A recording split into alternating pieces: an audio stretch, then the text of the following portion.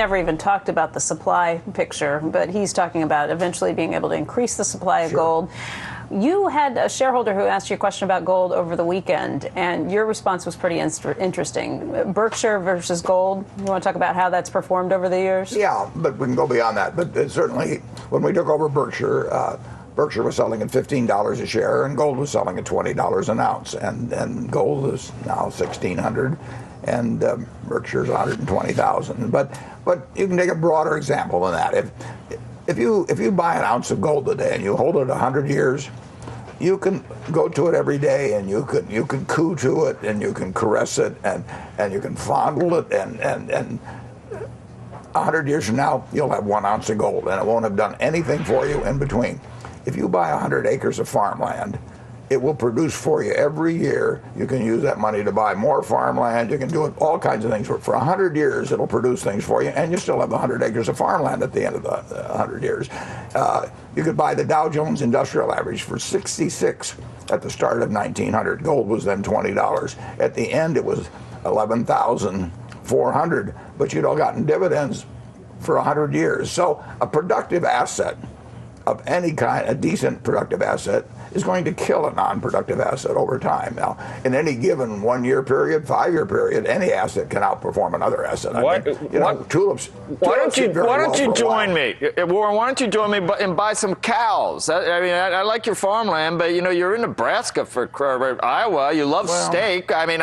We can have leather. We can have manure. We can have milk. We can have meat. We'll employ people. You can have the manure. I'll take the meat. I've got plenty of the manure. No, but we'll employ people taking care of the cows. That little bar of gold that's worth 50, whatever. We had one in here. Look, I think it was worth like $60,000 or $70,000. I can get like so many head of cattle for that and be productive. That was my point. But you like farmland.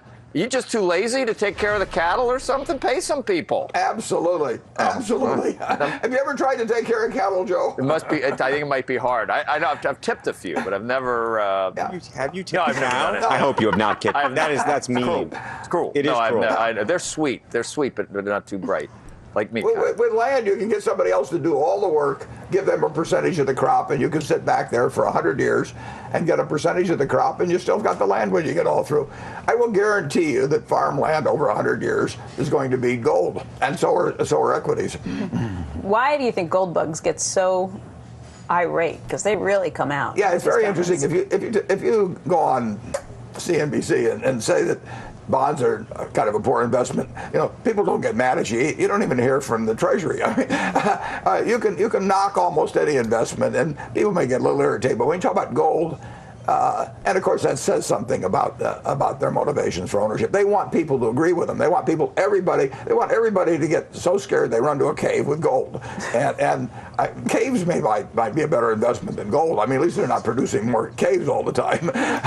So they want people to be as afraid as they are, because that's what's going to produce an increase in prices. Incidentally, they're right to be afraid of paper money. They have their basic premise that paper money around the world is going to get worth less and less and less over time is absolutely correct. But you just disagree with the investment theory beyond that. Yeah.